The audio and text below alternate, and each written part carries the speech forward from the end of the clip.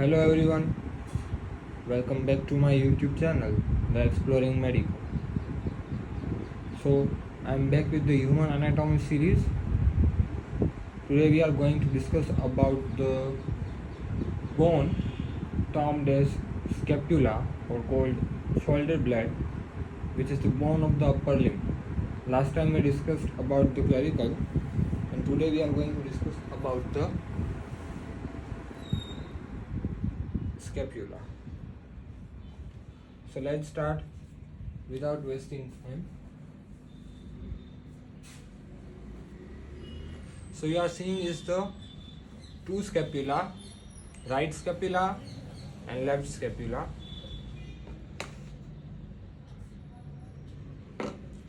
So let's start.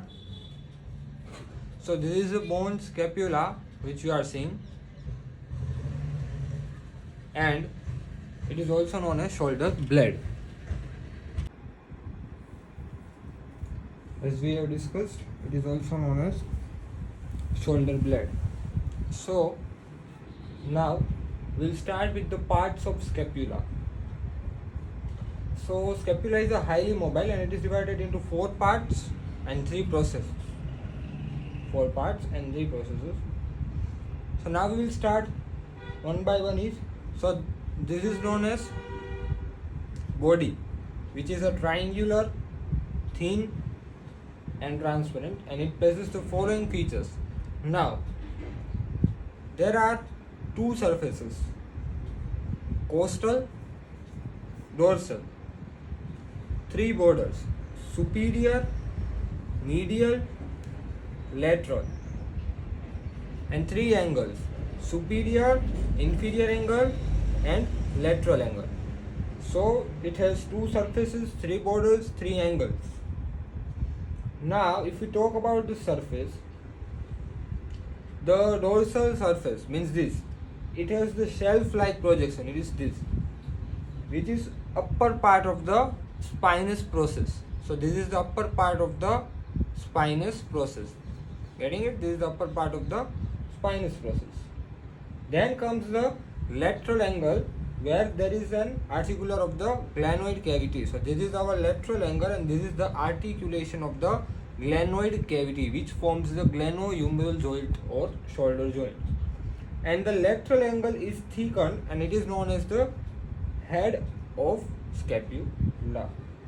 It is also known as the head of scapula, and it is called inconspicuous neck. So this was about the angle. Now if we talk about the processes, as we have discussed, then this is spinous process.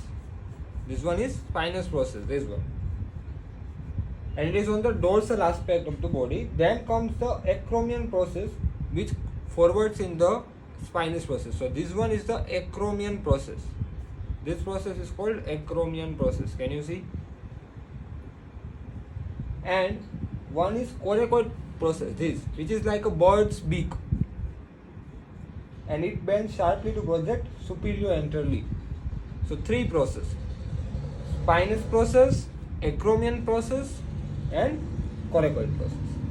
Now we will discuss about the anatomical position and site determination of scapula.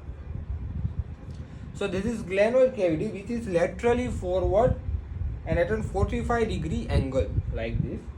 Then comes the coracoid process, which is directed backward.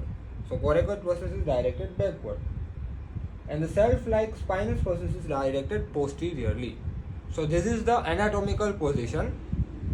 If you hold scapula like this, then you can see that the glenoid cavity should be laterally forward, this coracoid process should be backward forward, and the spinous process. So this, we can say this is the right scapula, and same for this, the glenoid cavity should be directed forward, coracoid should be directed backward, and the spinous process should be posteriorly. So this is left scapula. So these are the pair of right scapula and left scapula respectively.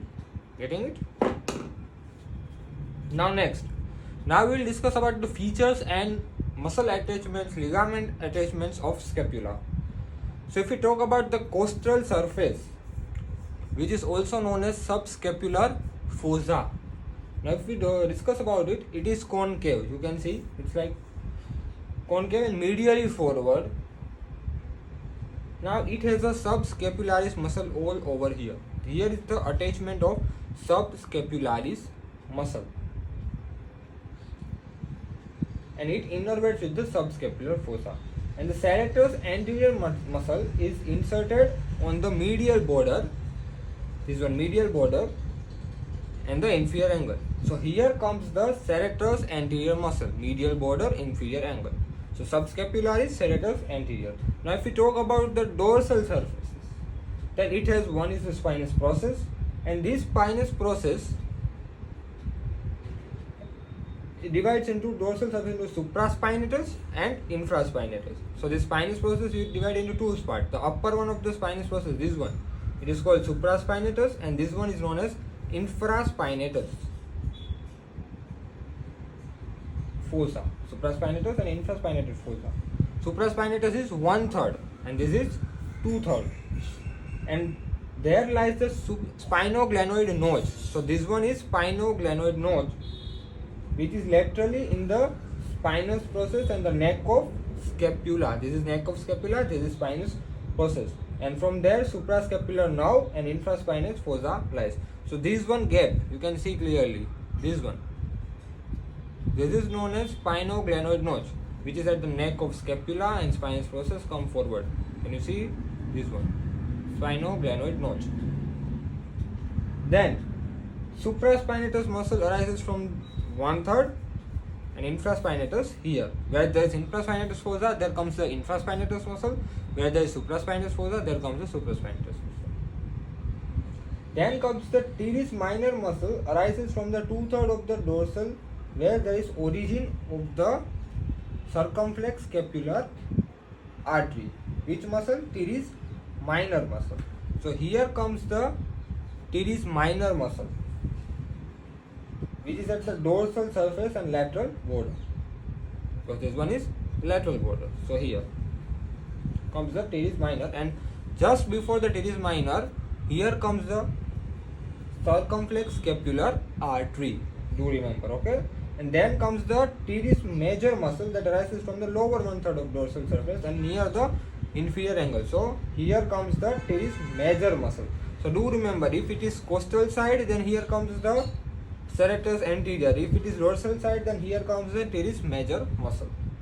And then comes the latissimus dorsi muscle, which arises from on the dorsal surface of the inferior angle by a small slip. So here comes the latissimus dorsi. Here comes the teres minor. Here comes the teres major. Getting it?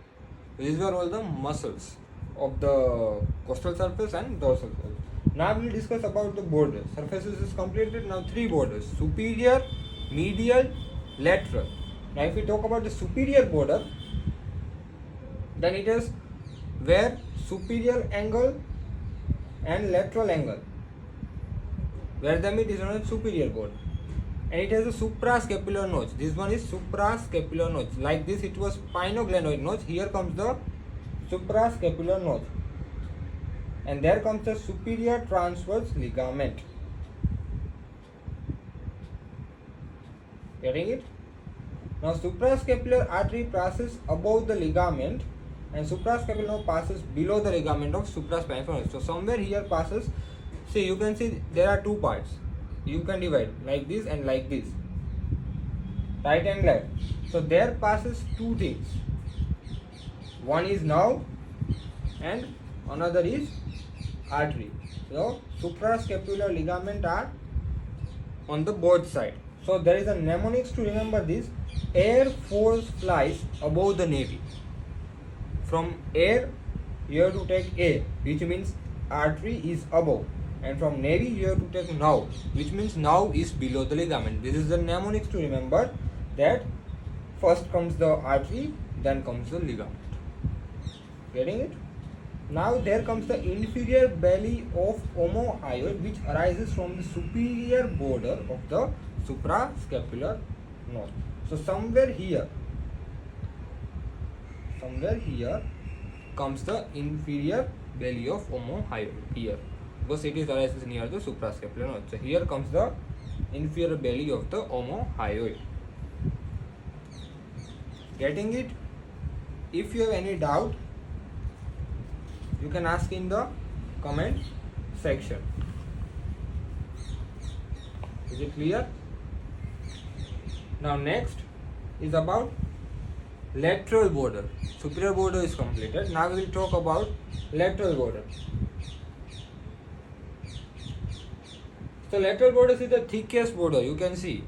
Compared to the medial border, it is thick. It is the thickest border. And there comes the infraglenoid tubercle, and long head of triceps muscle arises from infraglenoid tubercle. So in the lateral border, the muscle which arises is long head of triceps. So nearly here somewhere. Here comes the long head of triceps. So entire we have discussed long head of triceps, teres minor, teres major. And on this side we have discussed is which muscle? Anyone remember? Serratus anterior, and on the back side latissimus dorsal. Getting it? Now if we discuss about the medial border, that is this one. So it extends from the inferior angle to the superior. Superior to inferior angle comes the medial border, and it is thin compared to this one. Now here comes the serratus anterior muscle is inserted on the costal surface of the medial border. So here comes the serratus anterior muscle. Getting it? Here comes the serratus anterior muscle. This throughout is serratus anterior. Entire border is attached with the serratus anterior muscle.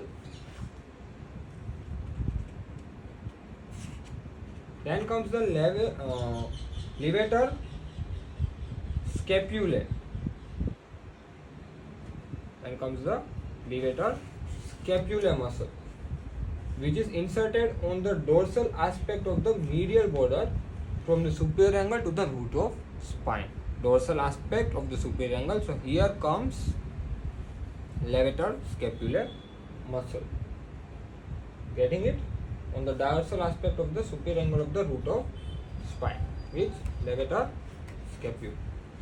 So this was about levator scapulae. Then comes the rhomboid minor muscle, which is inserted on the dorsal aspect of the medial border opposite to root of spine. So this is root of spine. So here comes the rhomboid minor muscle, and after that comes the rhomboid major muscle, which is near the inferior angle.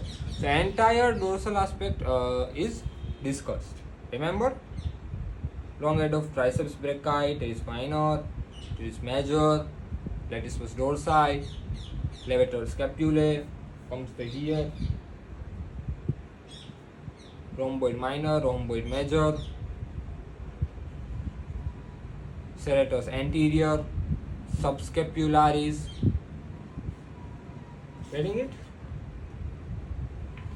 And serratus anterior. Now if we talk about the angles, then first is the inferior angle, which is on at the 7th rib. Inferior angle, which is at the 7th rib. So it is like this, attached with the ribs on the 7th rib like this. Then comes the superior angle, which is at the junction of the superior and medial border. And then comes the lateral angle, which is known as head of scapula, which has glenoid cavity, glenoid labrum. And here comes the scapula of shoulder joint and long head of biceps brachii. So here comes the long head of biceps brachii. Getting it? Long head of biceps brachii. Now next, if we talk about the processes, then first one is spinous process. As we have discussed, this one is the spinous process, and it has two surfaces, superior and inferior, and three borders, anterior, posterior and lateral. Now superior surface and inferior surface both gives origin to supraspinatus and infraspinatus. And also it has spinoglenoid notch, you can see. It has spinoglenoid notch. Getting it? And it is also known as crest of spine, where the posterior border of spine occurs. Now next comes is the acromion process. Now in the acromion process means this one. It is better visible like this. So this is acromion process, and it has two borders, lateral, medial. This is medial, this is lateral, and two surfaces, superior border, inferior border. Now medial and lateral border continues and forms, and there is an subacromial bursa in the inferior surface. This is the superior surface, this is the inferior. So here comes the subacromial bursa, and also there is a trapezius muscle near the tip of medial border on the facet, and it also forms the acromial clavicle joint. So here comes is the trapezius muscle. Here comes the trapezius muscle, and this medial border head forms the acromoclavicular joint. So this is trapezius muscle. Also there is the origin of the intermediate fiber where there is the deltoid muscle. So here comes the deltoid muscle. Here comes the trapezius muscle. Clear? If we talk about the coracoid process, then it has three muscles, three ligaments. As we have discussed about the coracoid process, one is short head of biceps brachialis and coracobrachialis, as we have discussed. Then comes the pectoralis minor muscle. So long head of triceps brachii, and here comes the coracoclavicular ligament. Here comes the short head of triceps brachii, and here comes the pectoralis minor muscle, and here it comes is the long head of biceps brachii, and this forms the capsule of shoulder joint. So this was about coracoid process, and I have discussed. Here comes the humeral ligament, which is attached to the root adjacent to glenoid cavity. Now if we talk about the clinical anatomy of the scapula, then there is Frangel's deformity of scapula, where the neck region during intrauterine life migrates downward to its adult position, and it is failure to lead to Frangel's deformity of scapula. Now if we talk about the ossification of scapula, then the scapula ossifies. First it is cartilaginous, then it comes to bony. So it is endochondral type of ossification, and it has 8 centers of ossification. So primary centers appears in the body, this one, and the secondary center appears where? Then 2 centers appears in the coracoid process. 2 centers appears in the coracoid process. 2 centers appears in the acromion process. 2 centers in coracoid, 2 centers in acromion. This is about the secondary center. Then 1 center comes in the medial border, this one, and 1 center comes in the inferior angle, and 1 comes in the lower part of the glenoid cavity. So here is 1 angle, lower part of the glenoid cavity. Then the medial border, inferior angle, 2 centers in the 2 centers in the coracoid process, and 2 centers in the acromion. So coracoid and acromion. Getting? So these were the centers, and the primary center of the body and the first secondary center of the coracoid process. First secondary center of the coracoid process is the this one. This both comes in the 8th week of intrauterine life. So first center, this is the body this much, and coracoid process. So entire this much is formed in the 8th week, and then later on in the postnatal life, that is the remaining 7 centers comes at the age of 15 years till the puberty. It fuses by the 20th years. So this was all about the scapula. If you have any doubt, you can ask in the comment section. Do like the content, subscribe the channel, and share this video to all the medical, paramedical students, and try to learn and visualize the bone from this video. Thank you. Have a good day.